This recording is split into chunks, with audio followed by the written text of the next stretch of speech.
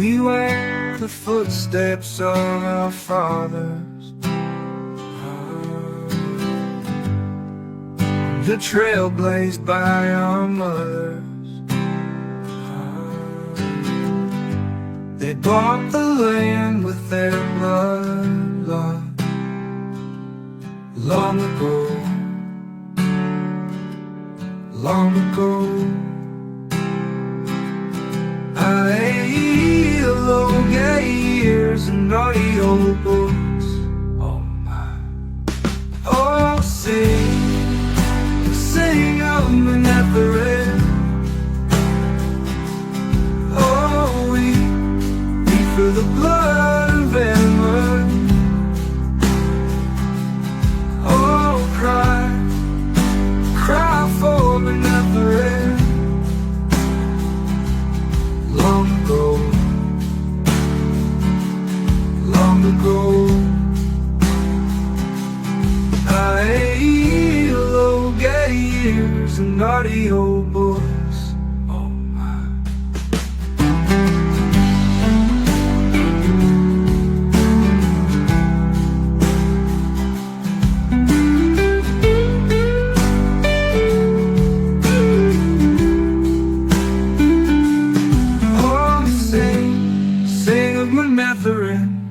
Oh, we weep for the blood of Aiel.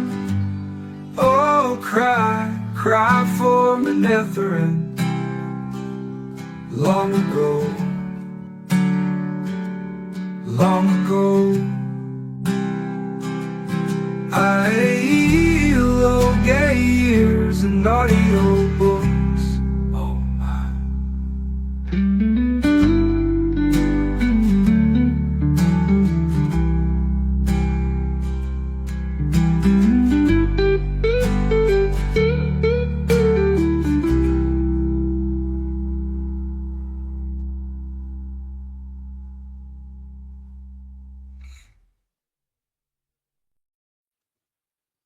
The wheel of time turns, and ages come and pass, leaving memories that become legend.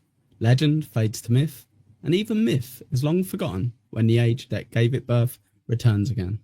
This is Aiel, Ogiers, and AudioBooks. This is Book 1, Prologue, Chapter 1 and 2, and I am Echo Pineapple. Of course, yeah, of course.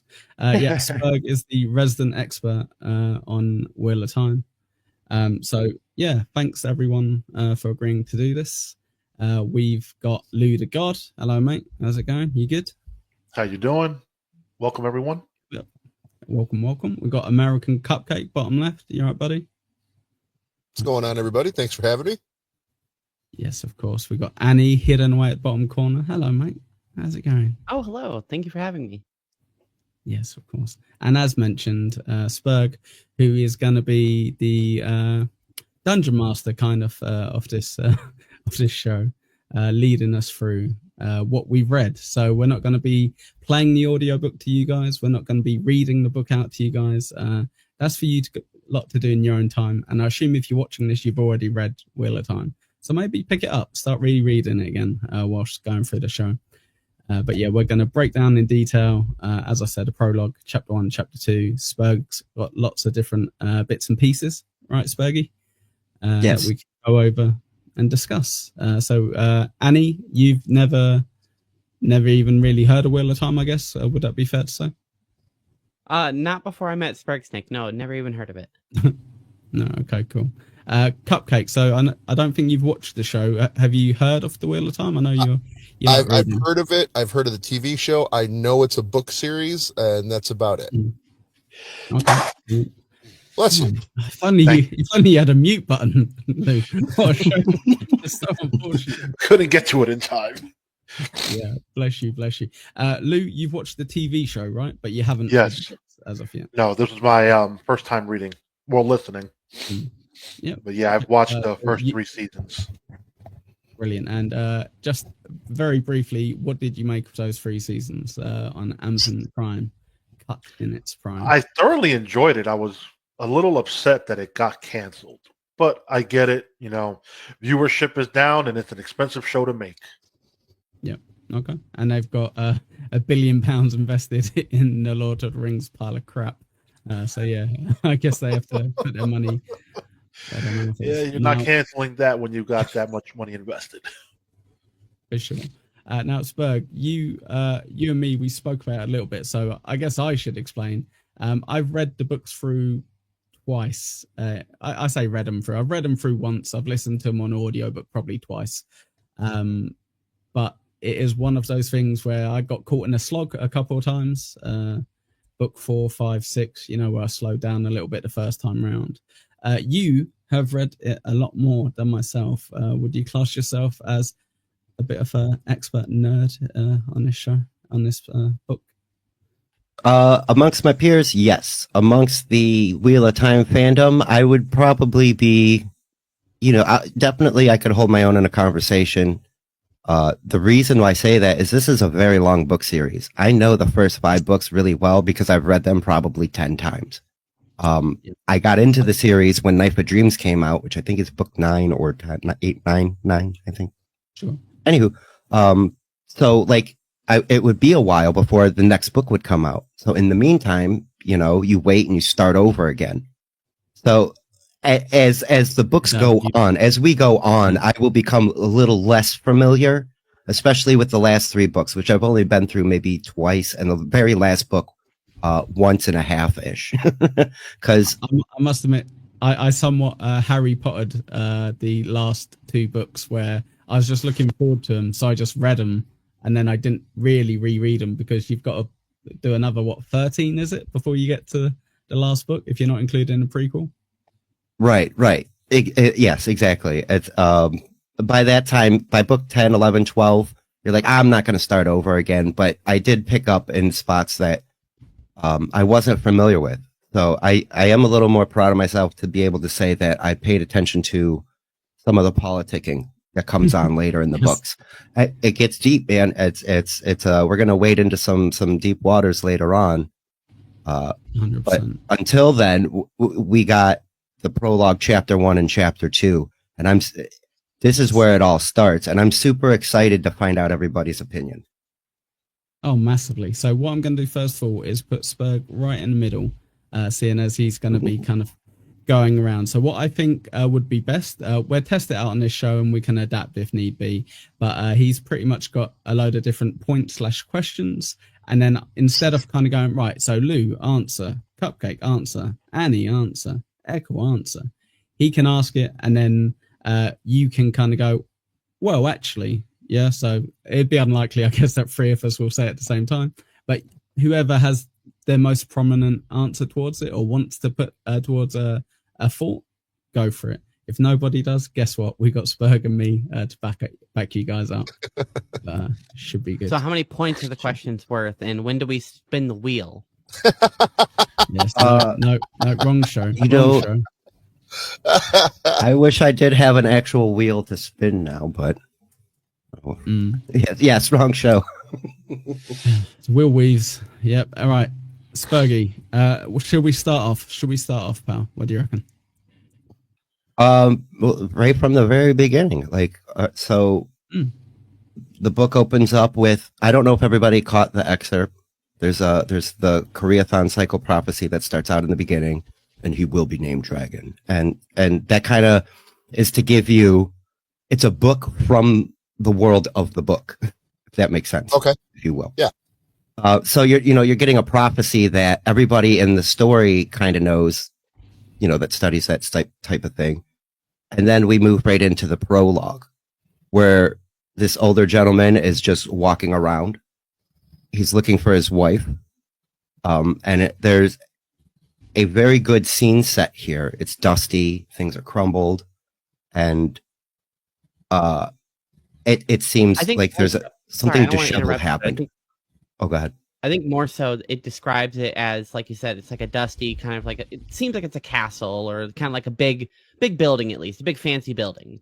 But it seems like something catastrophic happened that literally reshaped and then tried to like reform the entire building, but didn't do it correctly. So there's bubbles and misshapings and things that should be perfectly flat aren't flat anymore.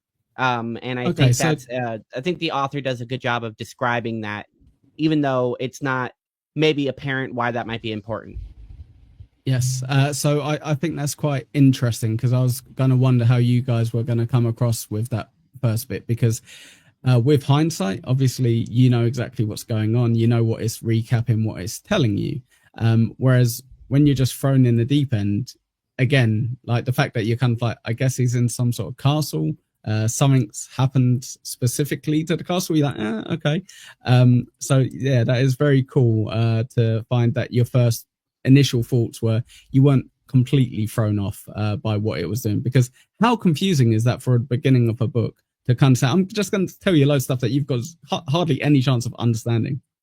I It got definitely the was super confusing. I had to listen to the prologue twice because the first time I was like, huh, what? Okay, I didn't understand any of that. I'm just going to listen to it again. yeah, same here. I got the impression that it was like a natural disaster, that caused all the destruction. Excellent. Okay. Like an earthquake or something. Makes sense. Makes sense. Lou, any impressions on the prologue? I gotta re-listen to it again because I feel lost. Okay. I'm really lost you guys- watching you guys explain. Right. I'm like, I don't recall. I Right, heard what? that. That's All right, well, one that's kind of second. the point. Right. Yeah. One second. Oh, go ahead. So Lou, Spurg was gonna kind of describe it in a bit of detail, I think. So if you want to carry on where you were, Spurg, that's absolutely fine. And then we'll wait till you finished, and then we're kind of go on with your point, if you like, yeah, because you were setting the scene quite nicely, I guess, explaining how Lewis, I think as Lou referred to him as, was walking around. Okay, yeah. Should I drop proper names? So that's who we're brought. That's the first perspective we're given. It's from Lews Therin Telamon. He's looking for his wife, and as he's coming down the stairs, like Annie had just mentioned, there's marble that's bubbled. There's dust in the air, like thick dust. Walls are crumbled. Tapestries are askew, and he's just looking for his wife. Liena, where are you? My love, where are you? Where are the children? What's going on here? I can't find anybody. And then all of a sudden, this guy just shows up out of nowhere and says to him, well, hey, what's going on here? I know you. And he sees that Lews Therin is looking for his wife. And of course, he's like, oh, we have a guest. This guy shows up. Hey, I knew you look familiar a bit, but let's get you some tea. Liena, where are you? Children, where are you? Come say hello. We have a guest. Do you know the song? Do you sing? We're going to sing later. And the guy that shows up goes, are you crazy? What happened to you? You're mad. I can't let you be this way without knowing what really happened. And he touches his head, and then Lews Therin's eyes open, and he sees what had happened around him. Yes, Can I ask a quick question to the other three? When that man turned up and when he was talking to Lews Therin, what were your initial kind of, I guess, like vibes? Like nothing major, just in terms when he was talking to him, how he was talking to him. I very much got the kind of way he was talking to him, but I don't know how that would come across to a first-time reader. Just out of interest, we'll start with Cupcake. What was your initial thoughts where you kind of thought, okay, this guy is X? I am a huge Stephen King fan, and I immediately got Randall Flagg vibes. If you're familiar with Stephen King and his character Randall Flagg. So what is that? Very Do you want to much. go into a bit of detail? Randall Flagg is he's the bad guy in Eyes of the Dragon. He's the bad guy in The Stand. He is also in the Dark Tower series. And he's okay. So you initially got that vibe that he was there with sinister intentions, or like he was clearly not his friend. He wasn't there for a cup of tea. Correct. I definitely got bad guy vibes, mystical, magical bad guy vibes from that character. Okay. No worries. What about you, Lou? Do you remember any of it, or has it been too long for you? For me, I was like, who is this? I don't know. I was basing it off of the first episode of the TV show. So I'm like, what's going on here? Yes. So Yes. it threw me off a little bit.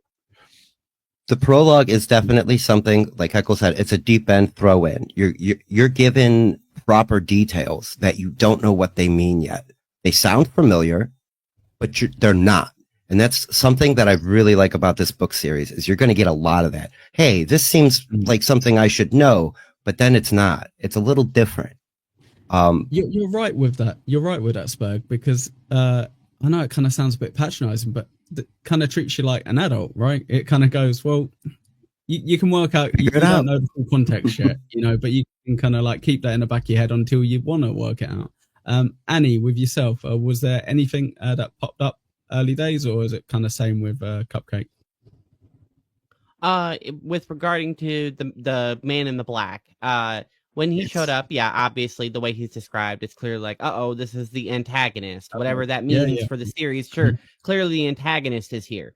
But immediately once he shows up, instead of being like foreboding because of the state that I'm assuming the protagonist is in, he goes from being whatever he was going to be, being condescending and most importantly annoyed, because he's like, yes, hold on, wait, now I can't, I don't even get to win because you're drunk on something right now, you're fucked up and you don't even remember what's going on. You fucked shit up. Now you ruined stuff. So now I'm not happy about my situation. And that's where it seemed like to me. He was going to be like, wahaha, big monologue. I was like, wait, never mind. Okay. No, I'm sorry. I didn't get that. I got the vibe of he knew, he was reveling in the fact that, all this destruction happened. And he knows something. He knows more than he's letting off. So he was, I don't want to say condescending. I want to say like he was prodding him, like he was just being. He was being annoying. He was, I know something you don't know. That's what I took from it. Okay. So it is kind of the curse Perhaps of that's knowledge. What I meant by condescending. He was being condescending in that way. He was being like, gotcha. Well, clearly I know and you don't. I don't. Maybe I used the wrong word, but I think you described it correctly. No, right on. Yeah. It is very much the curse of knowledge with this book, and I think we'll probably have this issue throughout. But so interesting the way Annie described it, because for me, I was kind of like, ding, ding, ding, kind of like we got a winner. Cupcake as well, like to a different degree with certain things you're kind of like, okay, yeah, that's interesting with regards to it. But yes, that's very interesting, the things that you picked up just from that with no other knowledge. So credit to the writer, I guess. Go on Spoggy, sorry. So yeah, that's kind of where I was at. Like Luce Theron is being kind of condescended to. It is the right word. He is condescending to him. And he's very upset that Luce Theron, there's something going on there that does get explained, and it's very quick in passing. And so it gets mentioned, and I don't think you guys quite caught it, but Luce Theron he had gone mad. They explained very quickly why, like literally in a sentence. And if you didn't, there you go. There you go. That's what I was going to ask you guys. Did you guys catch that? Was there a thing? So Alon Morin is very upset that Luce Theron had already been possessed by that madness. And that's why he was like, I know things you don't. And then he does get upset because people will name you Kinslayer. They will know what you've done. Yes, and he's already in a fog and doesn't remember doing it. And then Moradin touches his head and clears the taint from his mind. And that's giving the person you're trying to destroy the realization that they've already destroyed themselves was a very powerful moment for me. And I was curious, like, how did that land for you guys? Like, how did you react to Luce Theron realizing he had done what he had done to his family, had done to his friends? You find out that the castle that may not have been destroyed by a natural disaster or put together wrong something happened there, and it was Luz Theron's fault. And I'm curious to find out. You're towards the end of that prologue. You're like, holy crap! It was him the whole time. You know, there was something going on prior to that. You don't know what happened, but Luz Theron is the one that caused all this destruction, not necessarily Elan Morin. Yeah, towards the end of the prologue, yes, that absolutely is made clear that he did this.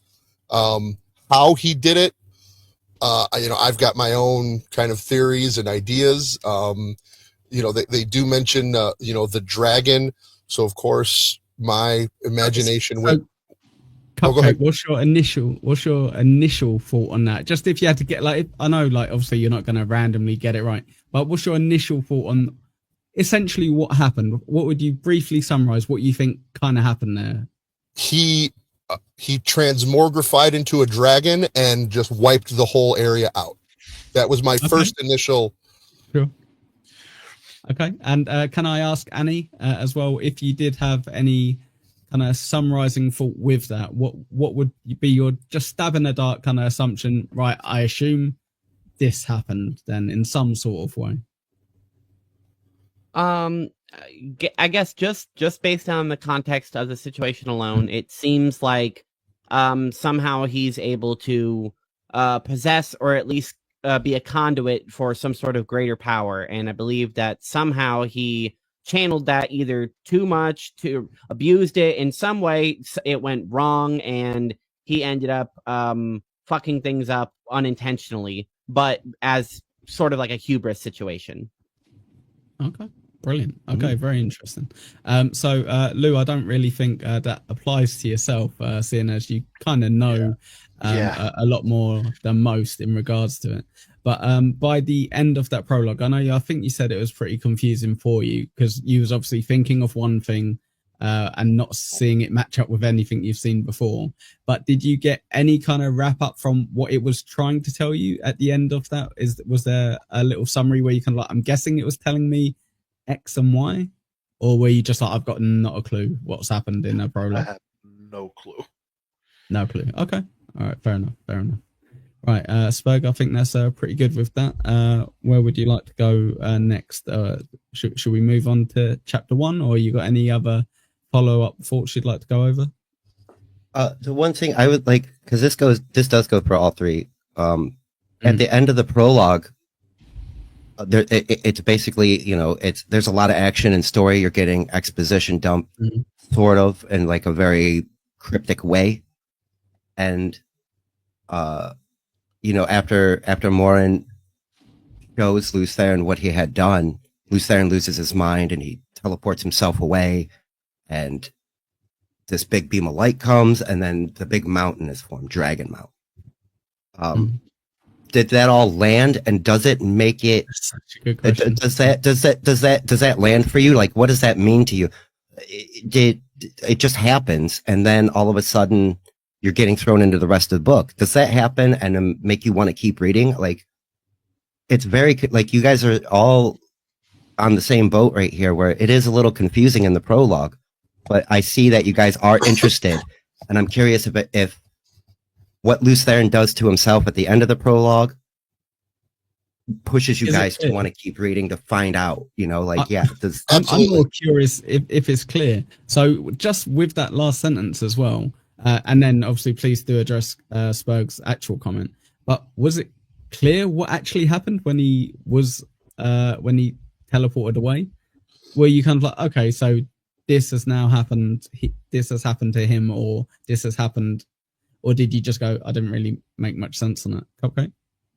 I got that he, the beam of light came down and he was, he was, transported somewhere. And then what I took from that is that beam of light, and, it was the rest of the destruction, and, the building of the, of the island and the two rivers separating. It was just, like tectonic plates moving, but it was a supernatural cause that caused all of that, landmass to form, and specifically to the man who teleported away at the end.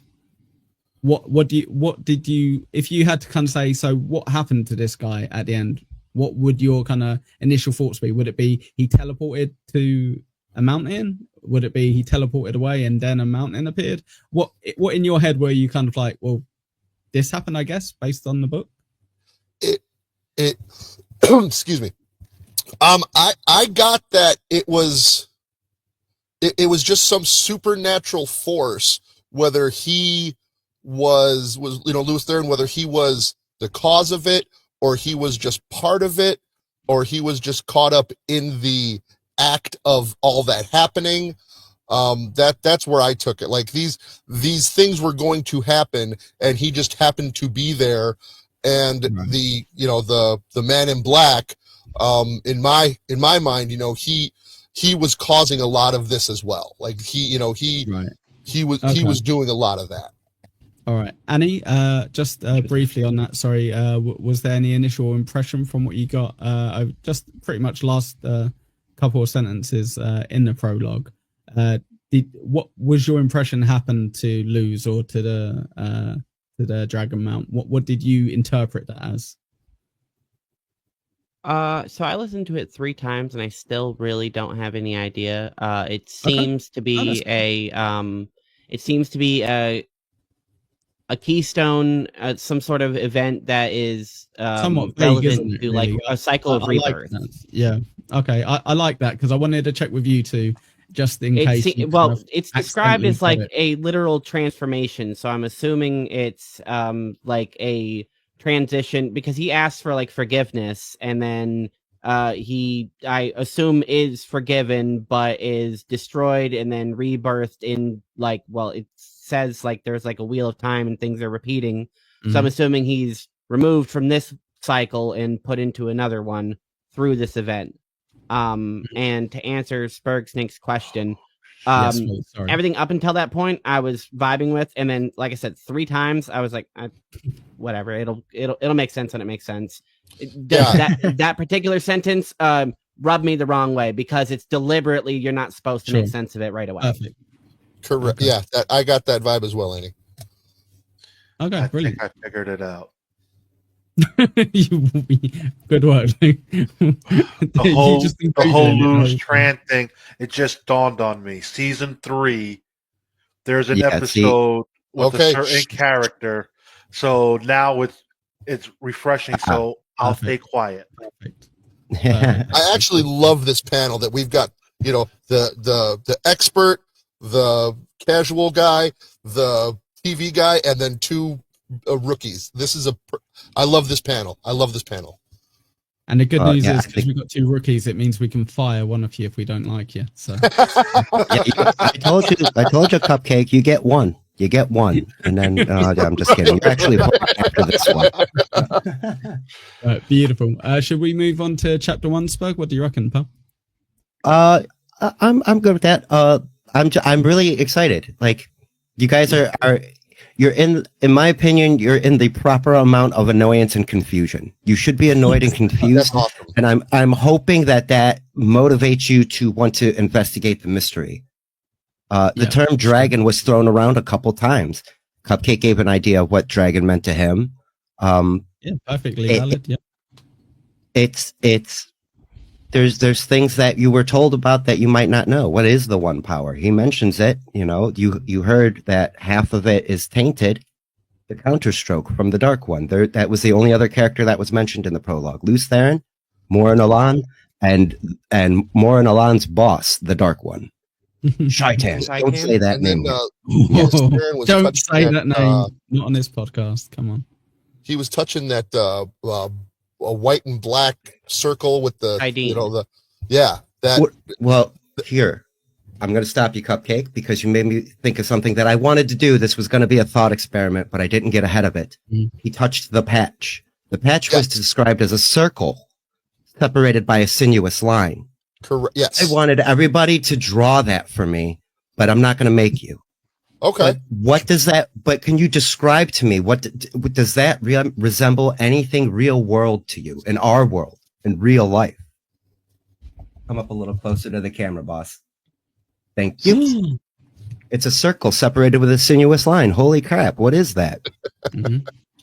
So that's what. So as Luthen reaches, I immediately thought of that when I heard that. Exactly. So keep your eyes peeled. But like, so that was just one other thing I wanted to cover. That specifically what was mentioned about that, and because he reaches for the source for the one power, and that's tainted. We'll find out more about that later. For sure. Before we move into chapter 1 and 2, because the setting completely changes, I would like to ask a meta question going forward. Does the book do a lot of jumping around like that, where you're just suddenly in a different place with different characters, and it's confusing to you?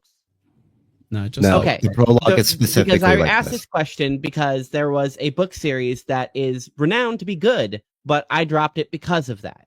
It was the Aragon series. Crazy.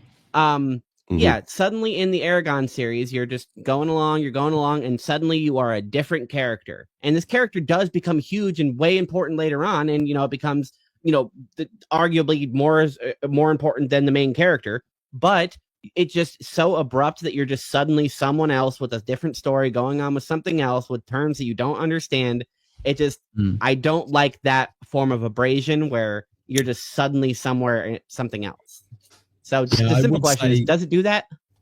No, it does not. I would say as well, I think it gets away with this specifically because once you're kind of like reading like a book or two in with a little bit of knowledge, you're like, okay, so that's pretty much just telling us a very, very important, like that's Adam and Eve. And now we've got Noah's story. Yeah, but it just told us a bit of Adam and Eve right at the beginning, just so you've got it there. So you're like, okay, yeah, I get the initial stuff that it's all related to later on. So yeah. So would you say the story is linear kind of going on from here? Yes, 1,000,000%. Yes. Yeah, 100%. It switches character to character a lot, but only because there's 14 books and 1,000,000 brilliant characters. So yeah. It's also kind of easy to excuse with the current writing style because it is omniscient narrator, but the narrator is focused on the main character where it's more as he did this, and then when other characters are brought up, they go by name, and then it makes sure that you're focused on that character, and then it returns the focus back to the protagonist, which in chapter 1 we're going to get into. Right. Real quick, yeah, it's very linear, but it does branch later on. And you will know you're not going to get chapter 1, chapter 2, and then chapter 3 is fucking across the world from somebody like, you don't know who this is. And we're listening to that. It's always written from a perspective. And one thing that I really, really love about this book is that each perspective is written in a unique way. Each character has their own unique traits and their way of seeing things. One of my favorite characters, which you guys have barely met, has a very immature way of looking at a lot of things and swears a lot. Yes. Blood and bloody ashes. Blood and ash. Light. I can't believe we're doing this again. But like, when you're in his perspective, you know it because of the wording. When you're in Rand's perspective, you know it because of how he carries himself. When you're listening to any of the other characters from their perspective, you know it's them because you would have had time to understand how they think and operate, which leads into chapter 1. Especially as we go further along, right? But yeah, definitely. So now, just a question. Go ahead. Sorry. Is this like a Song of Ice and Fire where each, in that series, the Game of Thrones, each chapter is a different character's perspective and you're seeing the world through that character, and there are, significant things that happen to other characters, but you're seeing it through this character's eyes. And then in the next chapter, you may see the same scene, but you're seeing it from another character's perspective. Does that happen in the book series? A lot of perspectives do change. There's not a ton of rehash. I know exactly what you're saying. Like chapter 1, this thing happened with this perspective. Chapter 2, you're going to get it from a female perspective or whatever. It's not like that. Other people will reminisce on memory though. Like they'll say, "Oh, this may have happened this way," but it's from their perspective later on. Gotcha. Okay. You're gonna get it from one person's perspective, and that usually goes over a chapter or two. Sometimes it might be a quick chapter where something happens, but ultimately you're going to get to a point, and then a perspective change happens. You're going to get a chunk of story, and then we're going to go from here. You'll always, it's not necessarily hand holding, but you're always going to know where you're at and where you're going. Yes, okay. I would say the main difference, Cupcake, is that this author, despite dying, still managed to finish his bloody book. So, yeah. A little bit of help, but yes. Good on well done. Shout out to Robert Jordan. Good work, pal. Yes, Berg, let's kick forward and let's try to get through chapter 1. Chapter 1 opens up with one of our protagonists walking into town, Randall Thor, and he's walking. It's a typical winter-ish day, coming out of winter into spring. Things are kind of thawing out. It's a little slow too. The weather's still cold. The wind's whipping around, and he has a feeling of unease. And as him and Tam are walking into town, it's quiet. He turns around and sees a black cloaked rider behind him. He stops his dad. His dad says, well, it is that type of day that, people might be seeing things. Wolves are eating sheep. There's a lot of bad stuff going on. It's not necessarily all bad omens. It's just, it's hard. It's become a hard situation. Things people are hungry. Wolves are coming in out of the mountains. Bears are coming in out of the mountains to come feed. Oh my. Crops are slow to start, but we're heading into Beltane. We're looking forward to our springtime ring in. Tam's bringing the wine. But as Rand sees this black rider, he warns his dad. He's like, I saw something. Mm-hmm. And Tam turns around, and they both turn around again, and there's nothing there. Tam's like, this is the type, you might be seeing some shit. He's like, yeah, well, Dad, I don't know, man. I swear I saw him. He made me feel real weird. And Tam says to him, well, if something happened, there will be tracks. He's on a horse. We'll go look. They go look. There's no tracks. He's like, you know what, Dad, you're right. I might have just been seeing things. And they head back in. I think I want to make a correction. He stops Tam from going to look because he's like, well, there's no point in looking at something that you say isn't there. So we could have gone to look at the tracks, but you're right. Yeah. A secondary amendment as well, Spurg. I believe you said he was bringing the wine. He was bringing, was it not rum that he was bringing? Cider. Was it rum? Cider and ale. Was it ale and cider? No, it was more like there was ale too. Because there's definitely rum. In my mind, it's ale, cider, brandy. I don't think there's wine. Yeah, I know it's alcohol and it's in caskets. That's all I really, that's what I'm in my mind. It's just generic alcohol caskets in a way. It doesn't matter. We're partying and we're getting. That's how I am though. Like if I go to a party, I don't care if it's rum or wine. We're drinking spirits. But thank you for the corrections. And I'm that you're correcting me because I'm testing you to see if you actually read and listened to these things. So that I want to focus on this part real quick. Like you said, Rand does acquiesce. He's like, you know what? You're right, Dad. I'm being a little paranoid, maybe because he's walking with an arrow knocked. Like he's ready to hop off on anything that jumps out of the trees. He's ready to go. Tam's like, calm down, brother. And we'll find out more about why Tam is so calm all the time. He's another good character that you'll get to know more about. Cool. But so you see the relationship between him and his dad. Did anything stand out to you guys with that other than just seeing that black cloak rider, which we'll get more into here in a moment? Do Cupcake, then we'll go Annie, then we'll go Lou, yeah? So, more Randall Flagg vibes. Definitely more Randall Flagg vibes. I mean, really? Oh yeah, absolutely. Absolutely. Like, okay, this is the guy from the prologue. This is the Randall Flagg character of this book series. I thought you meant the dad for a second. I was like, really? I didn't get that impression whatsoever. You meant no. The writer who disappeared. Okay. Yes, yeah, okay, yeah, sorry. Jeez. Okay, cool. Annie? Yeah, clearly it's the same guy from the protagonist, the way it's at least described, or it's antagonist from the prologue.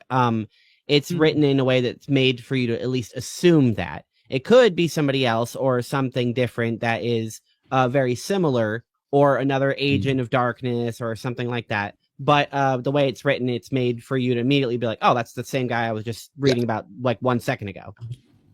As far as what else I picked up from this scene, particularly Tam, the father, says something about like clearing your mind and becoming one with the void, and it can be like a key power for you later on in the future. Oh, that's right. That's right. That's something that's not necessarily related to the power. I want to make that clear. Like the flame in the void is just a trick for concentration. Tam uses it. We'll find out later why. I should just say for archery. Like Rand explained, it gets explained 100 times. It's not really a spoiler. I'm trying to leave as much for you guys as possible. But like it's a meditation technique, more or less. It has nothing to do with any magic system or anything like that. I just want to make that clear. Okay. Yeah, Lou. Okay, so being the book and the show did this totally different. Mm-hmm. The show has them walking down. They're not bringing alcoholic beverages. They're bringing something else into town. You don't see the horse figure in the scene. Okay. All you see is Rand, like a rock is thrown, and Rand, like you said, real quick pulls out the bow, and he's ready to let loose, but there's nothing there. And the father tells him the whole wolves and sheep they kept that part, but the figure wasn't there. You don't see that figure in the show till almost the end of the first episode. Okay. So there was that. And as far as the father's name, he never really had a name on the show. He was just called Dad. Really? Oh. Yeah, that's why I'm like, who are you talking about? I only saw the dad. That kind of makes sense because unless somebody else is addressing him by name, his son would just call him Dad, and if he's thinking Dad, if he's talking about his dad, it's Dad this, Dad that, or Da.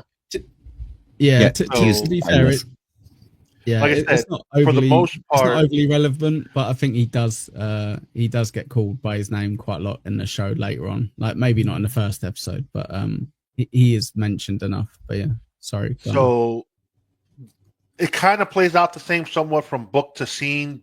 They just kept out the shadowy figure for now in that aspect. And yeah, they're conversating or whatever. Rand is quick to the bow. Yes. So are you, as the viewer, then supposed to just like make an assumption that something is there?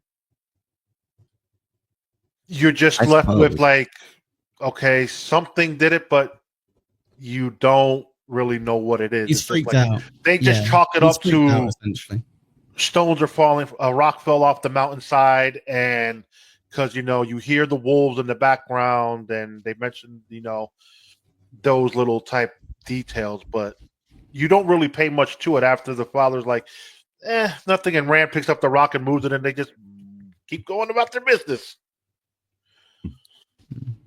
Okay, so they get into town and things happen. Go on, Spoke. So yes, that's where we're headed. We're heading into town.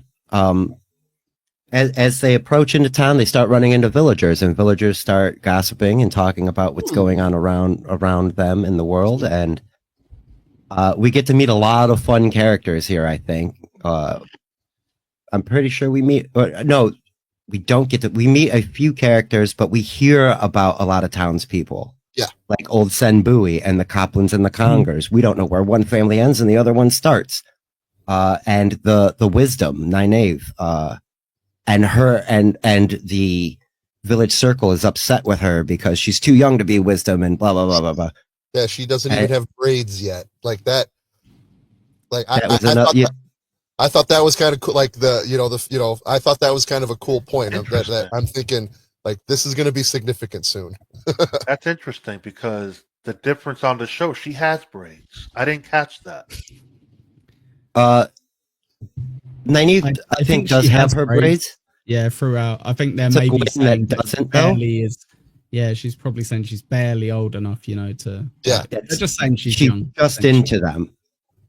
So So I'm glad you brought that up, because that's one of the things that I really was curious to find out from you guys. Did you like what sense of community did you get from Tam and Rand taking you into town, talking to Bram Alvear, the innkeeper, and you do get to meet Matt briefly here for a little bit, because I remember Rand's dad specifically says to Matt, "Oh, I'm glad you showed up. You can help Rand unload this fucking cart over here."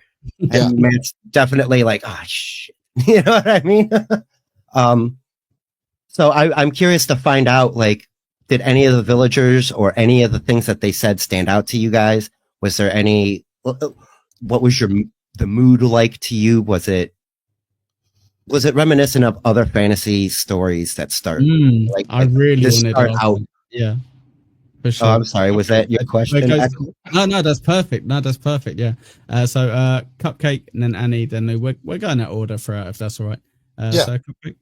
I got that Tam he's well known. He's the ale maker. He's his spirits are known. Man, you did, I thought you weren't going to make it.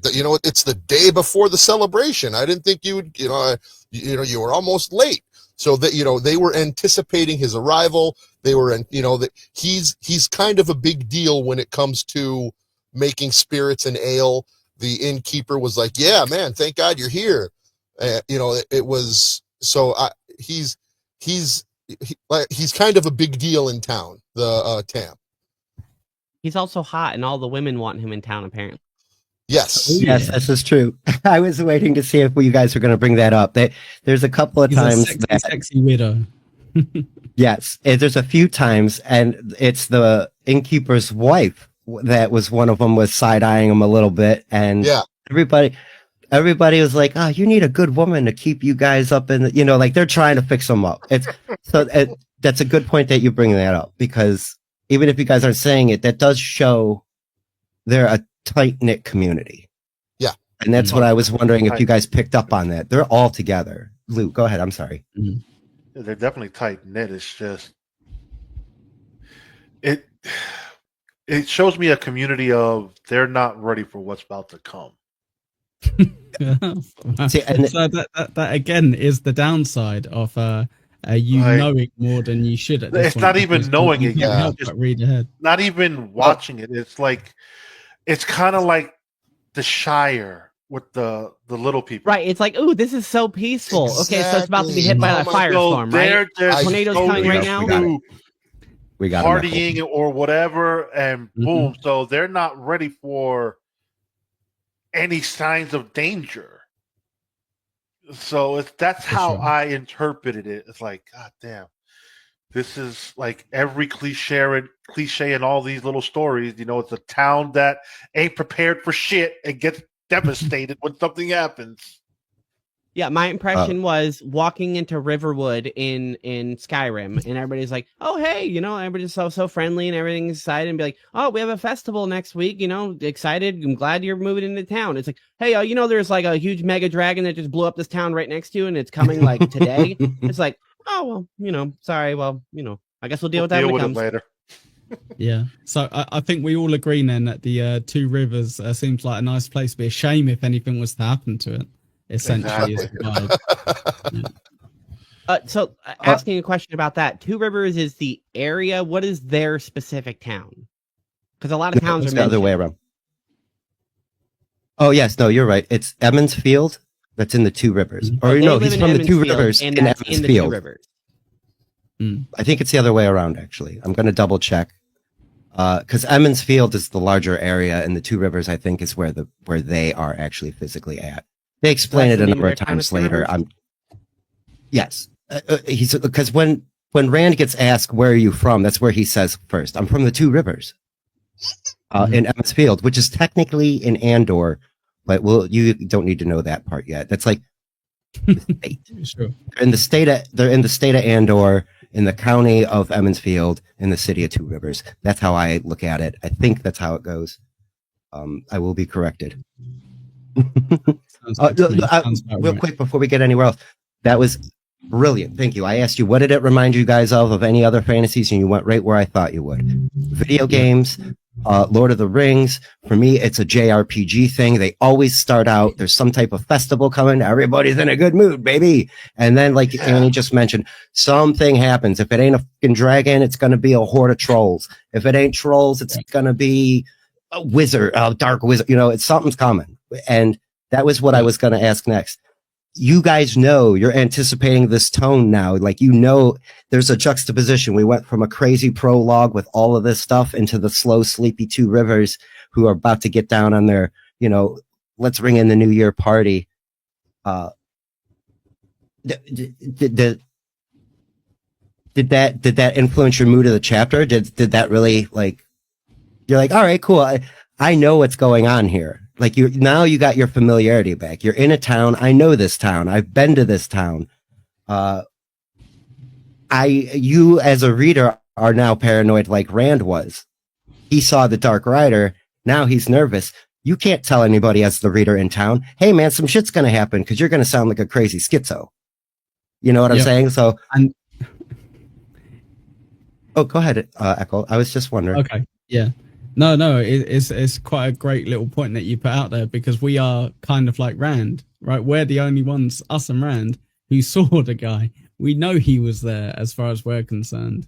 And we know we're like, oh, that is foreboding. Because everyone else is like, no, it's fine. Like, crack on. Like, it's all good. I didn't get that foreboding feeling until Matt said that he saw a Black Rider as well. Mm. And the sense of foreboding isn't there, but like Lou is saying, you just know it's a cliche. The writers being like, "Oh, look at this idyllic scenic town. Everybody's so happy." It's like, yeah, this can last for like 2 chapters. That's cool. 3, 4, maybe. I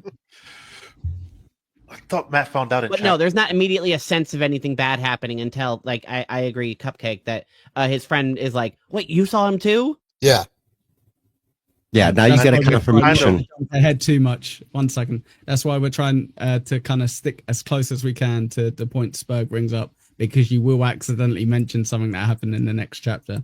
It isn't the end of the world, but in terms of not going over the same thing. But yes, Spurg, sorry, go on, mate. What were you asking him? And we're like I say, once he's finished his question, it's Cupcake, then it's Annie, then it's Lou. Yeah, so you know. So you guys got a good sense of the village and what's going on. Did any of the like non-mentioned characters stand out? Like, because there was a lot of in passing. They mentioned, oh, the Gleeman showed up in the middle of the night. He banged on my door. You know, like, yeah. Did you catch how they felt about strangers being in the town? It's a little bit in this chapter, and it's sort of leading into chapter 2, because the paranoia does start snowballing a little bit. So I was curious if you guys caught any of the paranoia from any of the villagers. I didn't get paranoia. I got annoyance. Like, you know, who does this guy think he is coming at this time of night? You know, the Gleeman. You know, he's obviously an entertainer. You know, he's a bard, if you will. But yeah, I got more of, can you believe the balls on this guy to come at this time of night? And that's from the mayor. Flashing. Yeah. He's the, you know, so that's what I was trying to get at. Like, they are not really amenable to outsiders, especially if you're rude. I think we covered chapter 1 pretty good, Echo. I got a lot of the things that I wanted everybody to say. And then we can. Yes. No, yeah, that's fine. Yes. We'll let Annie and Lou answer that question. And you're right, mate. I think that covers chapter 1 pretty nicely. I'm sorry. Yeah, I am jumping the gun now. I'm all over the place. Me personally, it's hard for me sometimes to keep track of named characters if I can't see them or if I'm not reading it. So it took me a couple of times to understand who is who. I'm getting a good sense of, you know, the characters, even if I don't know their names and who they are yet. Like, you know, you have the old man, you have the guy and his wife, you have the wisdom, you have the innkeeper and his wife, and then there is a couple of other ancillary characters that aren't really even like specifically mentioned, but as far as the characters, it just seems like they're just laying the groundwork. Maybe some of these characters won't be here later, but it seems like, they probably will in at least some capacity. Brilliant. Sorry about that. Lou? To me, they're throwaway characters. I don't pay attention to them. Okay. That's how I am. Okay. They're secondary characters to me. If they're not the main person, I don't really care for them. Even on a show, it's like you're just background noise. You're gonna die soon. I would say a word of warning with these ancillary characters. Some of them quite reasonably could be important characters or characters that you will follow and be interested in. So yes, to a degree. Hey, you don't know what you're talking about, Echo. You don't know. I'm an old man. Moment, Echo, they're not important yet. Yeah, no, he knew when I went old Senbui. Yeah. I think with certain characters, you will kind of grow to love. There's a character later on that I've got Cupcake drawn as, and you won't even see him for ages. But he's I'm gonna mess up his name now. But the captain, Doman Boyle, is that right, Spurg? Aiel Domond. Oh, fortunately, I knew I had Aiel Domond sailing on the spray down the Arno. Yeah, exactly. And so I feel the character you got me drawn as, Pineapple. Mm-hmm. We're not introduced to him yet. This is me guessing, but it is. You did see the show, right? Because I'm gonna base him off the show. Is that tall gentleman that got the real deep voice? He likes to carry. He's like a book. He writes in a book and tells stories. Ogiers. He's not saying the name. I don't know the name. I'm not good with names. No, I'm not going to say the name. But that's who you gave me that vibe of. Yes, he's an Ogier. It's you're Lou the monster is Lou the Ogier now. And everybody's familiar with fantasies, stories, and stuff. You have ogres, but he calls them Ogier. Later on, we'll find out the names of some other things, and I don't want to spoil who the Aiel are. That's going to be a fun one for you guys. It's a very interesting group of people. So good. I agree. I think we wrapped up chapter 1 quite nicely. It is a quite gentle introduction to it. But yeah, let's move on to chapter 2, pal. I'm good for it. Okay, one more thing. So between we had the explosive prologue and then sleepy chapter 1. Was that like a cool transition? Were you guys like, you started like, what the hell just happened? And then all of a sudden now we're just walking around. You know what I mean? Like Annie mentioned to me in passing before that it slows down a lot. Was that abrupt for the rest of you? It doesn't bother me because I feel it's world. No. Sorry to be a pain, but it's going to be so much easier if we go Cupcake, Annie, Lou, because then we know that you're all going to answer it without us going on to the next topic. Sorry, control freak echo. But no, you got to, especially pre-record like this. Yeah. Go ahead, Cupcake. It didn't bother me because I've read so many different genres of books, and it was so the prologue was okay. Setting up the world. Now we've got, now we're setting up the characters. It wasn't that much of a shock. It was par for the course as far as a fantasy book for me. I would have to agree. It seems like a standard template. They're like, all right, here's maybe a prologue that's, I don't know, a chapter or two long. It's still the prologue, but it's, might be a long prologue. And it's either like, here's what's going to happen in the future. Here's something that happened in the past. Here's something that's happening in the middle of the story. Either way, it kind of gets you to like, oh, okay, what's going on? And then it's like, all right, okay, now we're resetting. We're going to get you to the beginning of the story. So keep all that in mind because it's not just random that I wrote there for no reason. Right. It's par for the course, like you said, but it doesn't make it any less annoying for me personally, just as how I enjoy stories. Start at the beginning. Don't show me the end of the story and then be like, all right, now here's the beginning and let's show you how we got there. Yeah, that's annoying. That's an episode of Columbo for sure. Lou, if I could interject here, I'm the opposite. I kind of like that. Like, give me a little taste and then, we'll then we'll go with the main story. I like that way of storytelling. I've definitely with this got particularly, Cupcake I think here. it worked well. The prologue hit really well, and it set up some nice things, and it gives you some things to think about and chew on. Except for the last sentence where he turns into a mountain, I was like, oh yeah, I'm into this. And then it resets, and it's nice, idyllic, scenic village, and I liked it. It's just not how I digest stories normally. I think I've got to agree with Cupcake though, because especially as something where a lot of people who read it for the first time will go, holy shit, there's a lot of books here. The fact that it gives you something early on that you can kind of go, all right, there's it's not just going to be a village. Like, I know you would never think it's just going to be a village, but it tells you there's other shit going on here. There's something magical of some sort as well. So, and there's bad guys. So hold on, give us a bit of time. I think sometimes that really helps, especially maybe in TV shows, where they go, here's something interesting, like, hey, stick around while we build a story. But right. And then we can go to Lou as well, because we haven't done Lou for his point. Like I said, it's world building, so it didn't bother me at all. It's setting the stage for what's to come. Yeah. Yeah, it's like I said with this TV show, it's slow at first, then it starts to pick up, but you expect that because you got to introduce the world and the characters that you're going to be following. So that's just how I looked at it. Yes. Yeah. Yeah, exactly. Perfect. Okay, cool. Chapter 2. Okay, yeah, here we go. Spurg would grab that off you. So chapter 2 is Matt and Rand. You're still in Rand's perspective, and we're screwing around the village. They're hanging out. They run into, or I should say, a little kid starts tagging along, and Matt doesn't like the little kid. I forget his name. That's a secondary character. That his name is. Yes, you're very much Spider Alamo. Hey guys, what's going on? So. So Spider, Colin, Colin. They don't have any names like that, but it's something like that.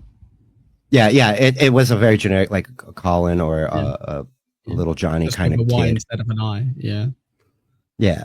And so he comes up to Matt and Rand and says, "Did you guys see the other strangers that came? There was a really beautiful lady, and a giant soldier was next to her, and he had a sword on his back." And he's like enamored by these strangers. Like, these people are showing up. It's exciting. We got a Gleeman. We got fireworks. We got 2 other people. We don't know who the hell they are. And so Rand and Matt are talking, and those 2 show up. I'm probably skipping a little bit, but I'm trying to get to Rand and Matt meeting. Do they give their real names, Eccles? Do you remember? I think they give fake false names. Yes, they give their name Marlene. Moraine. Yes, I was going to say, I remember hearing Moraine quite a few times in chapter 2. Okay, so I just wanted to make sure. The little lad actually says, he even says, she's called Moraine and he's called Lan. Okay, because he heard, and then when he explains to him later, he goes, I did overhear, but I wasn't like eavesdropping. Yes. So, yes. They. Oh, that's right. Because Rand says to her, "Pleasure to meet you, Lady Moraine." Like he knows her name. Yeah. He's like, "Oh, you already know who I am." Call me Moraine, and they're like, "Don't call me Lady Moraine." Yeah. Mm-hmm. But what brings her attention to the 2 boys, while they were talking to the young child, a raven is sitting on a roof. And both Matt and Rand feel like they're being watched, and they turn to stare at the raven. And Matt, being Matt, picks up a rock and is like, "Fuck that bird," and whips it at the raven, who casually just, moves out of the way of the rock. Yeah. And then Moraine comes up and goes and does something, and the bird does fly away. And we start getting a little into them 2 meeting Moraine and Lan. It's a very strange interaction to me, because it's like, who is this woman just showing up in my town and having this weird conversation? Like, she's being very, she's bringing up history and stuff. Mm-hmm. Oh, go ahead. There's a great question, Spurg. when Rand is like, he has to apologize halfway through, but he's like, what are you doing here? And he's like, I don't mean it in a bad way, but what are you doing here? And she's very careful with her words. And I don't know if that comes across at all, but she seems very careful with what she says and how she says it. She seems very thoughtful. This is true. And yes, to that point, she is very cryptic in the way she speaks. That's where I was going. You know, Rand does ask, why, what, this is the back end of the entire world, and we don't get a lot of strangers here. Like, how did you even find us? Kind of, you know, what are you doing here? And she says to him, you know, she's kind of looking for something, and she's very interested in history, and she's traveled the world a lot. And she explains to the two boys that the land that they're standing on is older than they realize. I'm pretty sure Matt says it's always been the two rivers. Like, he gets a little indignant about it. Yeah. Rain explains to him that no, this is when the world broke. This is the place that a lot of people gathered to help fight the Dark One. Is that? Is it? Am I getting ahead of myself? Oh no. No, I'm pretty sure, because I thought they mentioned the old name. Yeah, she explains that the land is older than you know, and that with each turning of the wheel, that it has been known by many names, and people have worn many faces, and yes, you know, it might be the same person, but it's always the same person. Mm-hmm. Yes. Right. Yeah. Okay. And those two are blown away by the history. Like, did you guys ever have that happen to you in your life, that at a turning point where you're like, oh shit, the world's a lot older than I even realized? And I think that's kind of, they're going from their tiny little two rivers. They got this stranger here that's getting ready to expose them to the rest of the world. Like, they didn't even know. It's like, if I grew up in Cleveland, so if I found out Cleveland was called Alapacqua something by the natives who were here before me, that would be, holy shit, I want to know that. So I found that quite interesting. I was wondering if you guys had ever had that type of experience. Oh, this used to be that? Wow. This is a lot, you know. I'm sorry, let me stop there because I'm going to confuse the question. But have you ever?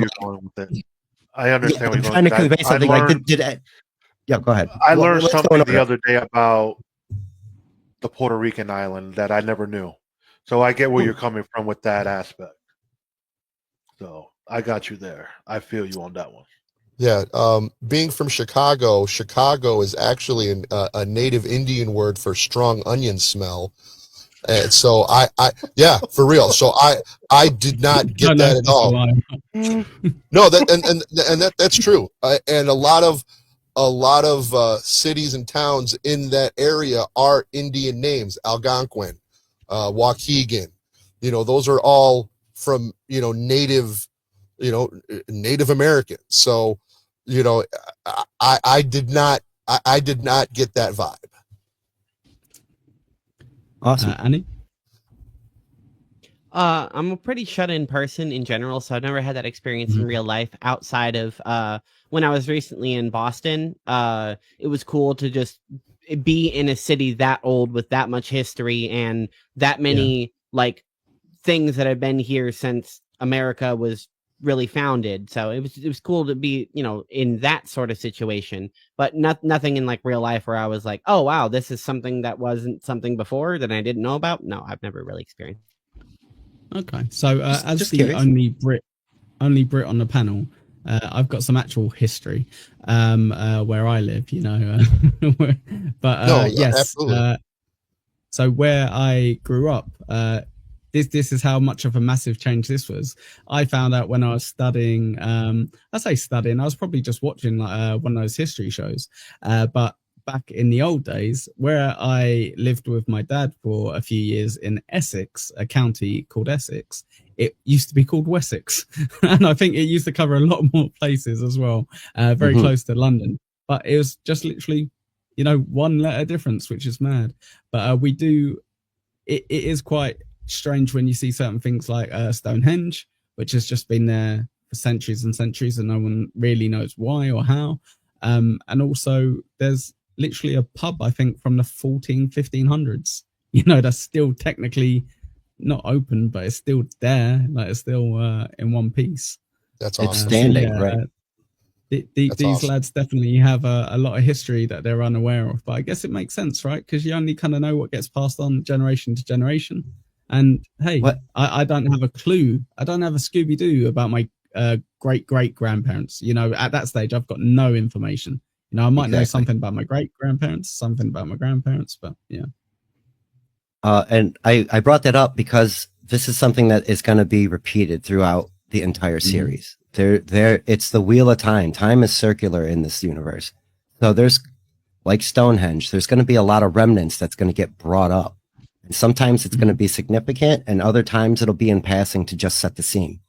So I was just curious that if you guys are, noticing that he's telling them, hey, there's a lot older dirt underneath you, that it does become a significant thing later on. The history of this world is important to the future of this world. So I just wanted to kind of get there that way somehow. Go ahead. I did get a sense of how long ago the prologue happened. Okay. That's a you good know, point.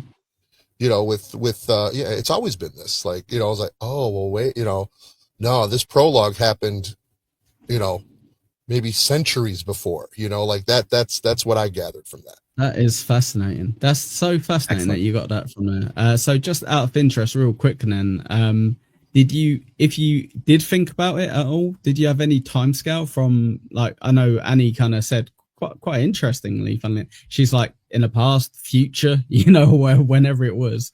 Did you have any? It was past. I'll give you a spoiler. It was past. It wasn't future. But was there any rough timescale for you, Annie, that you kind of was like, well, I assume X, or did you not really think about it once we got into like chapter 1 onwards? To clarify my statement on that, I was saying that other stories can do their prologue where you don't know where it's set. This one particular, I think it's obvious that it's in the past. Yeah, for sure. Oh, I think it's pretty obvious that it's set in the past, at least from our perspective as the reader. Sure. As you said, time is cyclical, so it could be anywhere among, time is non-linear, so it could be anywhere. But from at least the reader's perspective, I would say probably anywhere from at least 1,000 to 10,000 years, just based on them not knowing that it wasn't rivers beforehand. And as Cupcake mentioned in the beginning, as the mountain is being formed, it's changing the entire terrain around it. So before there wasn't a mountain there, and now there is a mountain there. So if that's the same one in the current story, then it's presumed to be thousands and thousands of years, because why would we know that there wasn't a mountain here before? Yeah, that's very cool. What about yourself, Excellent. Lou? Any little thoughts on that at all? Did you have a rough? I didn't even opinion? think about it that way. I didn't even think about it, honestly. If you had to guess now, listening to it now, would you go with Cupcake or Annie based on that? Like a few hundred years, like 300-400 years, or like 1,000 to 10,000? What would your gut say? See, now I only said 100 years, to make it. But yeah, I mean, obviously, I understand. I'm just land formation is going to be, a millennia, so. Going back to playing out the prologue now, and a scene that happens in season 3, it is the past, but I can't pinpoint how far in the past. It's definitely a couple hundred years, that's for sure. Okay. So that, and, just to clarify, Cupcake, I don't think you saying 300 to 400 years is remotely a bad answer. I think that's very valid, because what happened there potentially is that mountain appeared. So I didn't give and my point was, I don't know anything from my great grandparents. I definitely don't know anything from 400 years ago.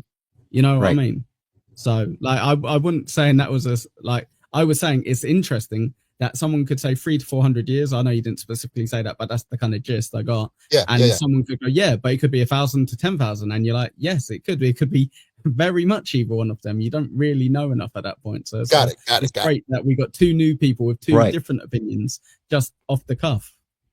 Yeah, the only hint I had for that is that in the prologue, the dark, what is the antagonist name? Alan Morin. Yes, the Betrayer of Hope. Just call him Betrayer. Yeah, call him Betrayer of Hope. That would be good. Just call him Alan. That's fine. The Betrayer says that they've been fighting for thousands of years. So that was my thousands upon thousands. That was my perspective of scale, is that clearly it's not like this isn't a couple decades, this isn't a couple centuries. This has been going on for bajillions of years. But at least from their perspective, 50,000, 100,000, a million years. Oh, interesting. I'm glad you have that. That's going to lead into something else that I would make a point on later. Yes, he says, we've battled loose there and 1,000 times 1,000. You know, he gets really into that is a very dramatic monologue from him. I really enjoy that. Yeah, for sure. But so Lan and Moraine walk up to the two boys. Did you guys find them to be suspicious at all in that conversation? Because obviously she knows a whole lot more than everybody else around them. And she gives them a coin. She gives Matt a coin. She gives Rand a coin, but she gives the small little younger lad a different coin. What did you guys think about that? Was there anything? I mean, that to me, great question. You know, let's let him answer. Go ahead. She is Moraine is definitely, in my perspective right now. Whether she is a magic user or she's definitely mystical, and the soldier that's with her, I took it at, he knows she's magical and he's her protector, and those coins are absolutely significant. I'm a big Chekhov's gun guy. Why have don't show a gun in Act 2 if you're not going to use it in Act 3. So those coins and the fact that they were like, yeah, we're saving these are weird. Those, in my opinion, those are probably magical coins, and they are going to be significant in the future. Okay. Annie? Could you pose me the question again? Did you think Moraine and Lan were sussy characters? Because they're literally outsiders, strangers. They approached the group of boys. They had a very cryptic conversation. And at the end of the conversation, Moraine says to Rand and Matt, I might need your help here in town. Let me pay you in advance, and then hands each of them a silver mark. And for the younger gentleman, the child who also wants to be helped, and I can do things too, guys. She gives him a penny. She basically gives him a silver penny and pats him on the head and sends him on his way. But says to the older boys, hang on to those. I will need your help in the future. Just stick around and I'll be around. I found that to be, I'm curious to find out what you think about that. I don't know if I would necessarily call it suspicious. I think it's presented in a way that's clearly meant to set up something, and at least it's obvious to me as the reader that yes, this character is going to be important or is already important, and we just don't know how important so far. It's going to bring on more of the story in one way or another, and this may be even a character that we follow their perspective later on. So as of right now, this is just kind of an introduction to them. The only thing that I think is weird about it is that they were looking for her and she found them. And it was at a cross section where they were, again, feeling like they were being watched and were being watched. And then she serendipitously came over and be like, shoo, bird, go away, you stupid bird. And then the whole interaction comes where she essentially buys their servitude in the future. She gives them a coin being like, you owe me a favor. Did you take that, before we go to Lunan, did you take that more as a bit of a flex? Because obviously they referred to her like she's clearly a lady. Like, look at how she dressed and how she looks and how she acts. Was your impression then a bit more like Cupcake's kind of like, okay, so I think there's something into what they're doing there. But for you, was it kind of like they're going, here you go, here's $200 bucks, keep you sweet. It is a flex, but she is not flexing. That was not her gesture. Okay. That's not what her point was. It wasn't being like, ooh, look how awesome and powerful I am. Ooh, no. It was being like, I can tell that you have a sort of aura about you, and that you are wanting maybe more. And as a gesture here, when the time comes and you know you want more, remember that I did present this offer to you, that, you know, this is here. So keep this as a keepsake and a reminder. And to Cupcake's point, maybe even the coin has more significance than just being a, hey, remember me? Perfect. Oh yeah, the coins are definitely significant. There's definitely something significant about the coins. Awesome. So Lou, obviously your perspective might be slightly different because it's way different because go on. This doesn't even happen in the show. They totally changed this whole point of view. They never get a coin from Moraine. They meet Moraine a totally different way. There was no Raven, so it's like listening to all this is like, okay, they didn't do this in the show. And these are these little small details that they probably found not significant to really put into the show. But they're not giving coins in the show, so I can't correlate the coin servitude. See, now my problem is I've read the books and I've watched the show, and I've got a combination memory of both of them clearly. So I'm kind of like, they definitely did that in the show, but I've got to remember they might not have. I might just remember it that way because I literally just watched the show the other day, and that didn't happen. Yeah, so I'm going to be remembering a lot of stuff. I do want to ask a real quick question, real short one. So with the Raven, we mentioned that it was like staring out the two boys. Essentially, they were like slinging like stones at it, and it just casually moved that way and was just staring at it.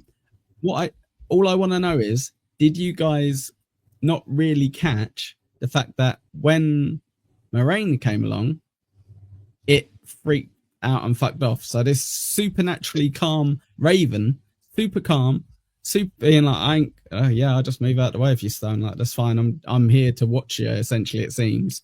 The moment Moraine comes along, she doesn't do anything to it apart from be like, oh, vile creature, you know, blah blah blah. But it freaks out and fucks off. Go on, Lou.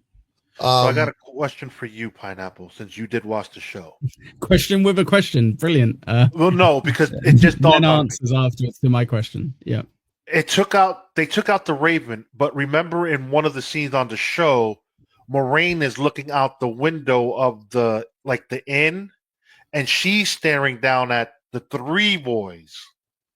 Remember, they added one extra character that hasn't been in. I don't think he's been introduced just yet. Not yet. Not just yet. Do we think they flipped the bird for her? Just studying and watching them? I think Annie kind of covered it earlier, maybe accidentally, but she was kind of saying, well, how funny is it? They're kind of at a crosswalk where they're being watched. And then it kind of seems like Moraine was watching them because she popped along and she's like, oh, hello, guys. What a coinkydink that I found you here. But instead of the crosswalk, they're sitting at a table. Sure. So yes, in the show, drinking she was like ale or some shit. Yeah, on the show. Yeah. By the way, just to be that petty person, Spurg, I did Google it, and it's brandy. Yeah, that temple. It is brandy.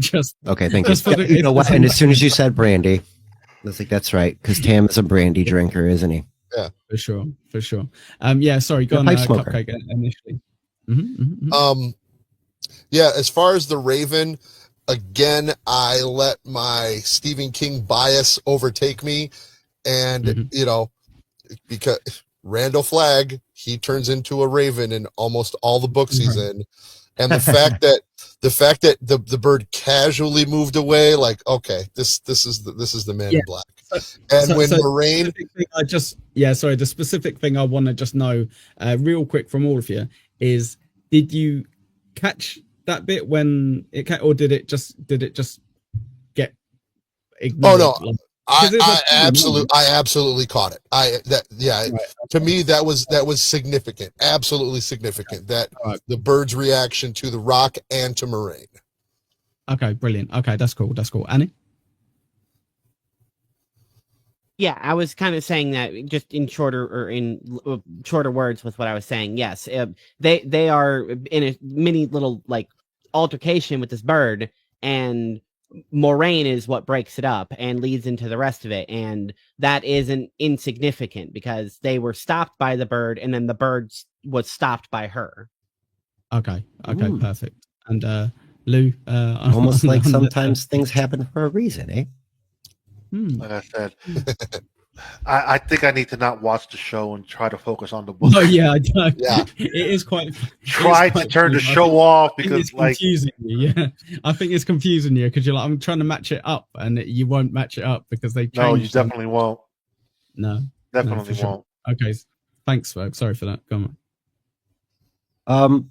Yeah, but that also leads into what I had just asked. That should have some air of suspicion around it, because if not directly at the characters, just in general, because things are now mysterious things are starting to happen. Like you said, if you show Chekhov's gun, you got to use it. They showed some coins, they got to use them. You saw a raven, it's got to mean something. The conversation as Moraine and Lan are, actually, let me back up a little bit. They get described to you, both Moraine and Lan, and Moraine is a pretty lady. She's wearing a beautiful blue dress. She has a jewel around, a blue jewel on her head, I think. Is either on her tiara or a necklace, I can't remember. And they describe Lan. Lan, I say Lan. He's a tall gentleman, face of hard planes and angles. He carries a sword on his back. He's carrying a specific type of cloak, or wearing a type of cloak that I think they just say it helps them blend into the backgrounds a bit. They don't say exactly. It's a tale of three cloaks, is it not, Spurg? We get very heavily introduced to cloaks in this first two chapters.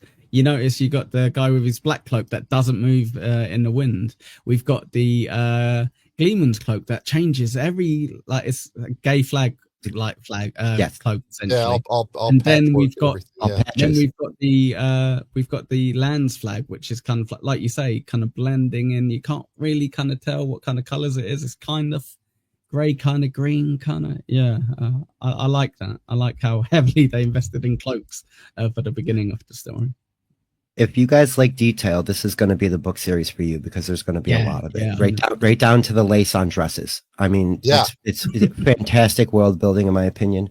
But like so, Cupcake sort of touched on it, and it does get brought up. That's her bodyguard. They say the names. The kid says it. I bet he's a warder. And then Matt and Rand are like, you idiot. He's not even covered in golden jewels like the stories tell us. And if Moraine was what she's supposed to be, she would be looking like this and acting this way. So they had like a very specific view on what a warder and the lady she's supposed to be protecting is supposed to be or look like. And it was wildly misinformed. Does that give you any idea of how gossip shapes the view of the larger world for the Two Rivers? Well, everyone's confused.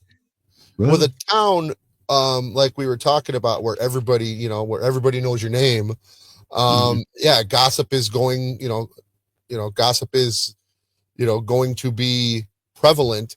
And if it's such a small town, you're not going, there will. It's like in Braveheart when they're talking about William Wallace and the old man goes, William Wallace killed 50 men, 50.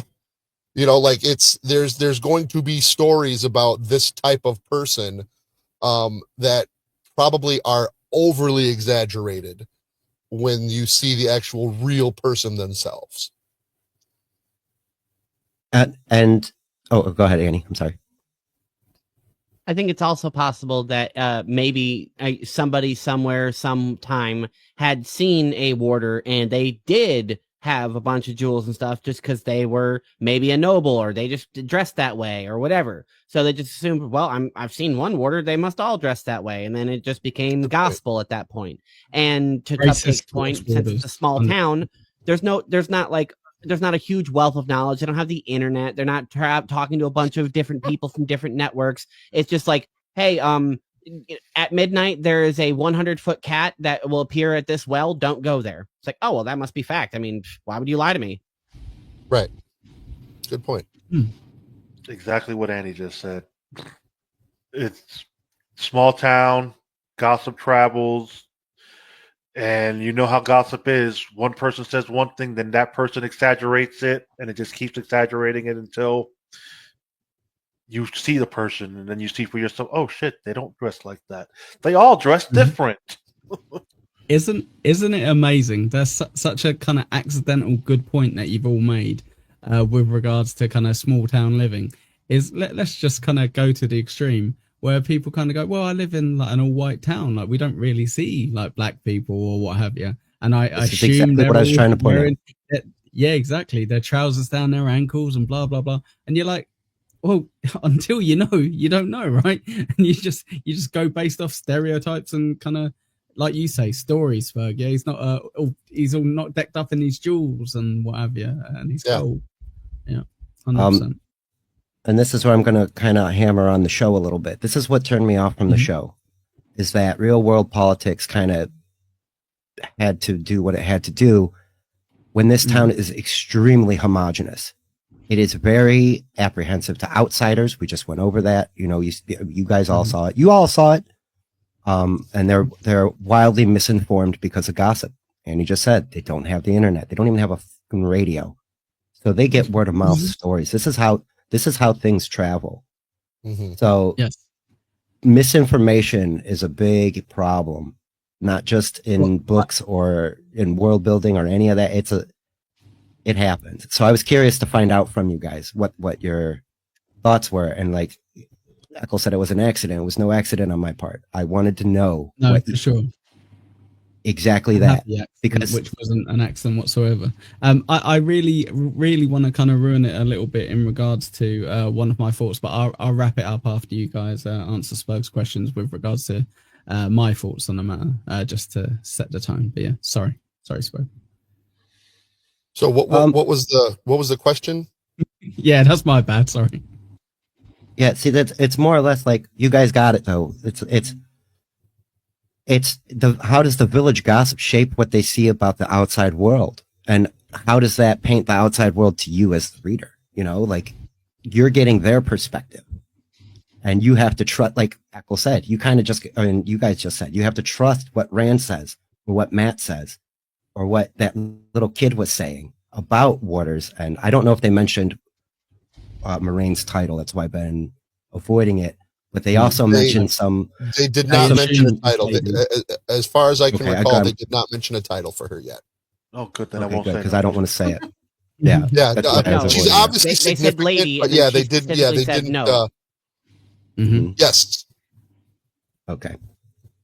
But they did mention something else about, because they were speculating on if Lan was a warder. Warders shouldn't be way down here. They should be fighting Trollocs up at the borderlands, or in the Blight, which is the same thing. Did you catch that? What the hell's a Trolloc?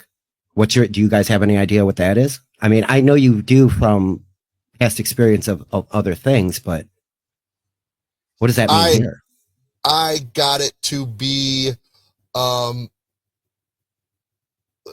like an orc, some type of some type of supernatural, not supernatural, but some type of creature, some type of creature, like that, that these creatures, I think they're called paranatural.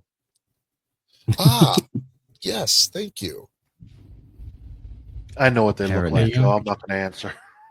Right, exactly. Yeah, so I would assume based on just that, there's some sort of monsters like troll-likes, just based on the first part of it, the root of it. It's probably like a troll offshoot, or just what they call trolls, just in that world. Whatever. That is kind of the only lore drop we get as so far as to what's happening outside of the town that isn't a town right next to it. So that is. Oh yes. Kind of cool, because they mentioned up north and these people, having some sort of war or something. But to go back to sort of your question, we as the reader right now are only informed of what is immediately around the character. As I said, the narrator is not omniscient. Well, I did say that, but they're not omniscient. They're almost. They have a keen awareness of what's immediately around the character in focus, so they can see things that the character can't see, but they aren't seeing through time and they're not like perceiving stuff like that. So the only reason we even know about this is because the other guy is like, well, what about up north? It wouldn't have been even introduced to the reader if somebody didn't immediately say it. So in that sense, we are also being directly influenced by what we're hearing. We don't have any context of anything outside of it. So as far as we know, everything they're saying is true.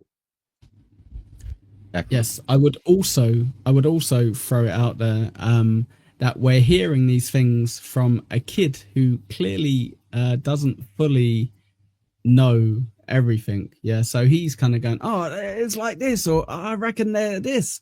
So even with the them saying about Trollocs, you're hearing that from a kid, right, who's pretty gullible. Like we heard earlier about the pranks that Matt was doing, covering the dogs with flour. Yeah.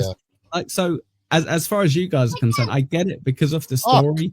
You potentially maybe hint that, yeah, sure, maybe there are Trollocs and what have you, but it's a kid saying about Trollocs, so it could be a story set in our world, you know, like with our reality, where kids kind of going, and then there's like vampires, like they're off fighting vampires and like Frankenstein and werewolves, and you're kind of like, oh, okay, like I get, because I'm reading a fantasy book, I should maybe like kind of take it as literal, but there's some stuff that they say, maybe not many of it, but that you need to take with a pinch of salt, because that's not someone educated in that world telling you. That's like a 12-year-old kid telling you what he thinks is happening. Well, I'm glad you kind of reaffirmed my point with that, because like I said, we have to believe what's being presented to us, because we don't know better yet. Do the older lads who are what, 16 or whatever, even believe what they're getting told by this 12-year-old nattering on in the background? That was going to be part of my point. Oh, I'm sorry, Aiel. Okay. That was going to be part of my point. Even Matt was like, even Matt, who we already know is a trickster and a prankster. I'm sorry, I forgot to mention, but yes, it was covering the dogs in flour. But when he first ran into Rand, he's like, me and my boy got a badger in a bag. We're going to set it off in the town square next to these girls and watch them run around. So, you know, you know that Rand and Matt are good friends because they're about to go cause some trouble together, and you ain't doing that without your boy. You know what I'm saying? So they're like, back to that point where it's a tight knit town. You guys got that vibe. You guys nailed it on like understanding that you're getting drip fed all this information, and it may or may not be accurate. You know, so I do, and like Annie said, you only get the immediately surrounding area. Another thing I forgot to mention was how the Two Rivers folk were talking shit about Tauren Ferry. We're not like those Tauren Ferry folk up over in the west there. These guys are all a bunch of pretentious jerks, and we're not like that. And so, you know, it's very real in that way, but set in this fantasy tone. Yeah, for sure. I really do want to just point out as well, what we've heard early on should hopefully let you know how isolated they are as a village. So they're talking about, we're going to get fireworks. And they're like, oh, we've not had fireworks in like 10 years. And they're like, but not only have we got fireworks, we've got a gleeman. And they're like, a gleeman? Jesus, we've not had that's going to make the fireworks seem like nothing. So, so it's building up. This is not like a every year occasion. It's something better than the best memory these kids have at the moment. But in terms of isolation, it's like, we don't have fireworks. We don't have people, even like a bard, a gleeman, whatever, turning up, an entertainer to turn up. We're in the arse end of nowhere. And that should hopefully help you a little bit with the, what are you doing here to the strangers? Because it's like, no, literally, what are you doing here? I know what the gleeman's doing here. He got paid enough money. We paid him to be here. Yeah. Yes, exactly. Like, and the fact is, it's not really worth it because no other fuckers tried to do it in the last 10 years. So it must be really out the way, you know? So, I just want to kind of drive that home. How kind of like, you might be like, okay, cool. They got a gleeman. Yeah, they got fireworks. Yeah, they got like, they're having a party. They're like, no. We always have a party, but hardly ever with fireworks. This is never with a gleeman, really. Yeah. Not with random strangers turning up who might be a lord and a lady or whatever, you know? So, yes, just wanted to set that a little bit. Yes, and it gets reinforced later in some of the books because I mentioned the state that they belong to. Well, you know, there are other people around them that are further away, and it does get driven home that they are in the literal pocket lint of the entire world. Like they are just way down deep in a pocket in that corner. I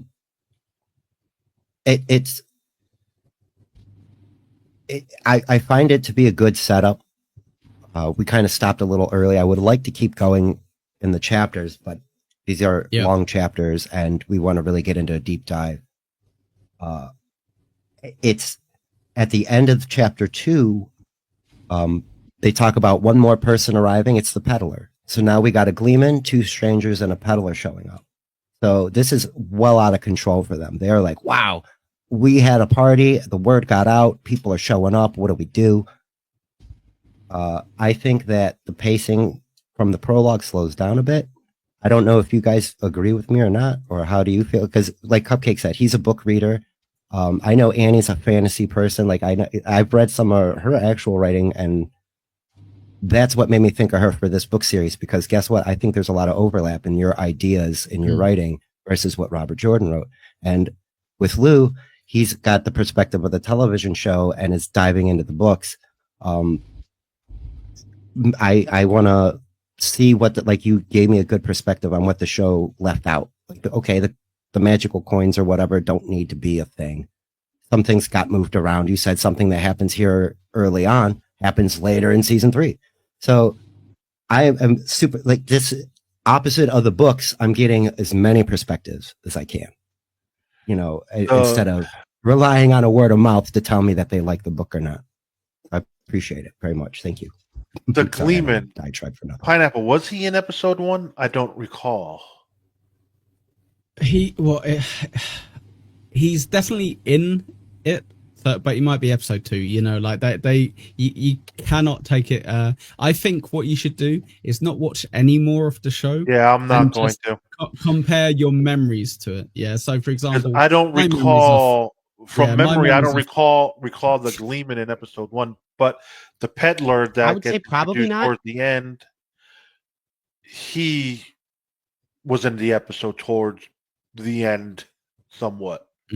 So, as of right now, we as the reader, we haven't seen the Gleeman. We've only seen people seeing him or hearing about. We've only heard stories of him. Yeah. Rand hasn't yet to run into him directly. So if he was in episode 1, I would be shocked. Episode 2 seems more likely because it's probably covering like chapter 3, 4, probably more into it. With the show, it's a lot less. Episode 1 is not always just chapter 1. Episode 2 isn't chapter 2. They be like, okay, so we can kind of jam all of this into this they little 30-minute section. They definitely. Episode 1 is a mixture of chapters 1, 2, and maybe even 3. But I don't know about 3 because we haven't read 3. Probably more, Lou. Because spoiler alert. Chapter 1 covers. Season 1 of the show covers I guess most of the first book and maybe some of the second, or maybe just the first book. I think it was just the first book from what I heard. Yeah, there's 8-10 episodes, and there's it was 8. 8 episods a season. 8 episodes. Well, there's going to be 50 plus chapters at least in that book, really. So yeah, I wouldn't rely on that. I would just say general advice. Just use it to compare your memories to it. Don't try to kind of. I won't. I'm not going to go and watch episode 2 before we go and do this fucking show. It's going to mess your head up. It mess your head up for sure. Sorry, Spoke. No worries. Yeah. So how does the pacing work for you guys? Like, is this coming together? That's kind of a silly question for me to ask because it seems that you guys are all on board. You know where you're at. You know what you're looking at. I'm excited to find out where it really turns you on. Are you guys gripped yet? I don't know. Is there anything? What in the first prologue, chapter 1, I almost said 3 chapters. In the first 3 chapters, what really did anything stand out? Was there any funny line or a situation that arose that you're like, oh, this is really going to keep me posted. Mm-hmm. I got to stay on this part. The coins and the raven. That's what. Okay. Cool. That's what got okay. I want to know more about those 2 things. I want to know more about Moraine. She's mysterious. There's a magic system we haven't learned about. Absolutely. There's definitely a magic system that we have not learned about that I want to know more about. Perfect. That sounds good. Annie?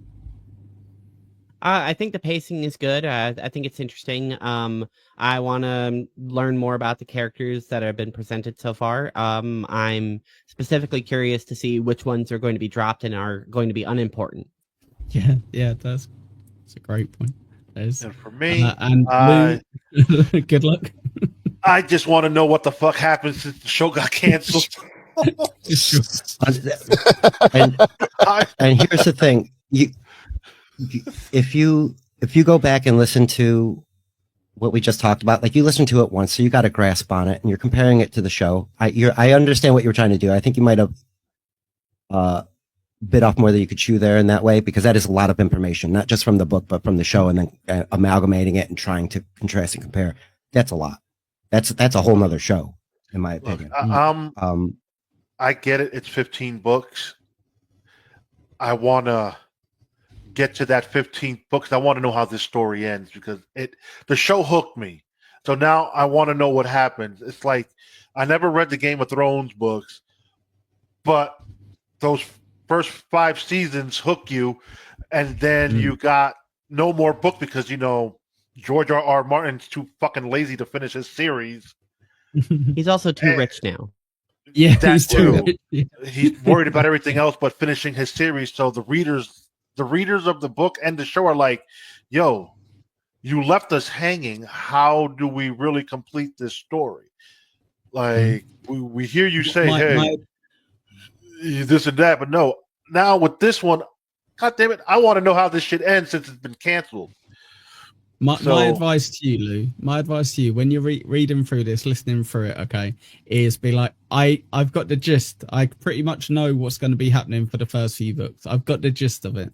But just be kind of paying attention, like enjoy it and kind of like just hear the story again, essentially. Yeah, rewatch it, pretending like you're not going to be able to forget everything, but as in if you kind of just enjoy it more and just listen to it, you'll notice stuff that you'll be like, oh, okay, that is different. Instead of trying to match up what's the same. I think that's maybe more what would be helpful for you, is to kind of point out. Yeah, I need to turn off the show aspect and just enjoy the book. Because I did that. And then we can hear your opinion. Yeah, exactly. I did the same thing with the fucking Walking Dead, and that shit really pissed me off. So. Yeah, because all 3 of the formats are completely different universes and they barely cross over. The game is different than the show, and the show is completely different than the graphic novel source. Oh, God, that fucking show really irked me. Different show. Oh, let's invent a town called Terminus and let's do this. When you're like, you got him on a rant. Right, kick him off, Spur. Right. You got him on a rant. You think The Walking Dead. To refocus on the question, I would say I'm interested, but I'm not hooked yet. The anchoring point that's getting me interested in this is doing the show, being on the panel, and having a reason to dive into it. I love fantasy and I love stories. I love cool world building. I like when something goes really deep and it's expansive and has a lot of thought to it. And I can tell that obviously if you wrote 15 books, clearly you had an idea. And clearly, other than dying, you were able to execute on it. So the scope alone is enough for me to be interested in. The story itself has not presented enough to hook me outside of the prologue. The prologue set up a lot of cool stuff, but as I said, the beginning so far is just hoop-de-doop, some stuff's happening in the town. Get ready for some cool stuff. Yeah. So I would say a quick shout out to Robert Jordan, R.I.P. mate. Just to show how good a writer he is and how considerate a writer he is for his fans. He had it all planned out before he died with Brandon Sanderson, I think his name is, to finish the books. So as much as we give like George R.R. Martin shit because he's just sitting there on his fat ass enjoying all his money, this guy was kind of like, I need to finish this story and I care about it. So, and you do feel that before all the bits where he's like obviously getting ill and dying and what have you, because he puts that love, he puts that attention into it. And so much so that people will be like, it's too much. But if you like world building, if you like detail, if you like an author who clearly loves his story, this is it. And even if we didn't do the show ever again, Annie, I would 100% say read it. You will keep reading. No way you won't like it. Yeah. I think it'll get better as you further along in the chapters. Like we just did the prologue in 2 chapters. Now, what's the plan going forward? 3, 4, 5, or do we go a little more than 3? Because I think if we it was hard to stop at the end of chapter 2 because it starts to pick up. I'm like, I want to keep going. 100%. I think if we're all on board with it, we could do 5 at a time. Just make it just 5 here, 5 there, 5 here, 5 there. So I would say if you look, I don't know if you can look at the time. We're an hour 50 in, and we've done 3 chapters, one of which was pretty short in terms of chapters. So yeah, sure. As much as I'd love to kind of say, hey, let's do 5 and come back. There's bits already where we're kind of overlapping and kind of been like, was that 2? Was that 1? Yeah. And hey, if we're all really disciplined and we kind of just follow Spurg's kind of like prompts and questions, then that's fine. But if we kind of want to go ahead a little, it's not that much of an issue if we're going ahead a chapter or 2, and we drag ourselves back. So I think I understand, because that's the hardest thing for you guys, is being like, I just want to read it. And I get that. So maybe we just need to record a load and kind of do it that way, even if they come out a bit slower than how often we record. But I think do another episode with 3 chapters. And then if we're kind of like, okay, we smashed it out in like an hour, fine. Let's double it up to 5 to 6. And I'm happy with that. I think it's I just don't want a 3 starting. hour. Yeah. Okay. Yeah, I think until we get the pardon the pun, once we get the wheel turning, then maybe we can go into more chapters at a time. But I think 3 is perfect. Mm-hmm. For sure. Spurg, do you have a question to wrap up, or should we just do plugs? Is there anything that you don't want to miss? I think we covered most of what I wanted to talk about. What about you? Did you have anything you wanted to add? Do you guys have any questions that I might be able to answer for the future? Like, is there anything that you were not necessarily confused about, but like what was happening there? So what did actually happen there? And if I can explain it without spoiling anything, I will. Yeah, I don't. I'm ready, willing, and able to be surprised by the by the concurrent chapters. So I have no questions as of right now. Like I want to find out more. So I'm good. Excellent. Yeah, that's.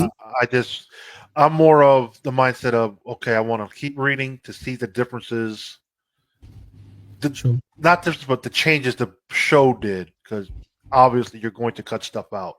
You have to, because there's just, if this is 54 fucking chapters, you probably would have to tell it properly in a 23 episode season. For sure. So, and any questions from you, Annie, all that popped out, or are you good? I mean, the only question I have, it would be a spoiler, even if you don't give me any context to it, is whether or not the character Tam dies. Oh, brilliant. Okay, cool. Obviously, you can't answer that question. Right, exactly. You can't answer that. So, like, that's the only question I have. Actually, yes, I can. Actually, I do have an answer for that. You want to know what it is? Read and find out. There you go. Oh, got you there. Right, okay. What I think we should do is really quickly just do our plug. So I will say, for anyone who finds this who isn't in the Dabbleverse, which will probably be the only people who watch it, probably, we all live in a little bubble in and around something called the Dabbleverse. It's based very loosely on the Howard Stern universe, very, very loosely, over a chap called Stuttering John and all loads of other rubbish. But we all do different shows with different themes that aren't really all about that. So feel free, when everyone does their plug, go give them a follow, go watch some of their stuff, because, hey, if you like this, you're probably going to like some of the stuff on their channel as well. So I think we should start. We're going to go in reverse. So Lou, where can people find you? You'll find me hanging out with Cupcake on Cupcake Corner. We do satire show, and we also do a movie review show. Depending on the movie of the week is what we'll be talking about. I have another little rinky thing shit going on with another group of guys that's just anything and everything. So that's pretty much it. You know where they can find you? Is it at? You have an at? Yeah. Or something? I'm really not. I'm not active on Twitter, guys. I'll put it in a video. I'll do it for him. Jesus Christ. Right, let's go to a professional. Annie, where can people find you? If you want to check out me, I do a video game review podcast called What's This Game? You can find it on insanity.com. That's INSANNEITY.com. Thank you, Annie. Cupcake. Now, you know you're at, don't you? You know where people Yes, I do. You can find me on YouTube. It's the channel is called Cupcake's Corner with American Cupcake, or you can just search at American Cupcake on YouTube. Like Lou had mentioned, we do a show on Sundays called Belly Bros, where it's just a bunch of fat guys talking about a bunch of stuff. And Lou and I do an exclusive show called Warp Speed, where we talk about nerd stuff. We have been doing movie reviews, but it's basically if you're into dragons, lasers, and robots, and magic, and just any kind of nerd related stuff. That's what we do there. Perfect. Spurg, where can the ladies and gents find you, mate? At Spurgsnake on YouTube and at Spurgsnake on Twitter. Just like everybody else, I do a little show on Monday night, play some game show games, usually Wheel of Fortune and Family Feud mostly. And you can catch me on BYB a couple nights a week. So at BYB Podcast. Perfect. Thank you. And yes, of course, if you're on my channel already, well, just hit subscribe and go through my playlists. If you want a show kind of similar to this, you can watch me with the Aussie guy. We have it's pre-recorded as well, like this now. It's Wash Your Handle. It's about Ricky Gervais, Carl Pickleton, Stephen Merchant from their 2000 plus radio show, which is great. Alternatively, give some of my more popular shows a chance. Got Chewing the Shit, got Between Two Hacks, both on Saturday. From I think 5:30 Eastern onwards, approximately, you'll find it. And on Sunday, 2:00 Eastern, you can find Pint Double Pint. That's my main show. Go watch that one for sure. Okay, so do us a massive favor, guys. If you like the show, share it, like it, comment on it, do everything you can, because it's going to be a struggle getting people into it at first. But I think it's going to be a passion and love from everyone here. So thank you very much. And yes, I hope you all have a lovely day. Bye. We walk the footsteps of our fathers, the trail blazed by our mothers. They bought the land with their blood long ago.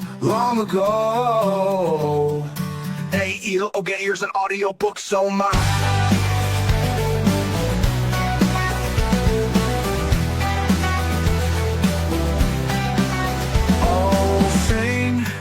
Sing of Manetheren, oh weep for the blood of Ammon.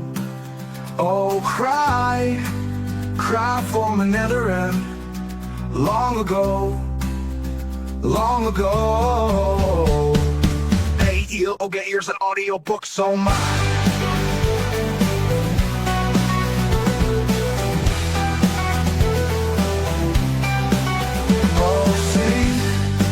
Sing of Manetheren, oh weep for the blood of Ammon. Oh cry for Manetheren, long ago. Aiel, Ogiers, and AudioBooks, oh my.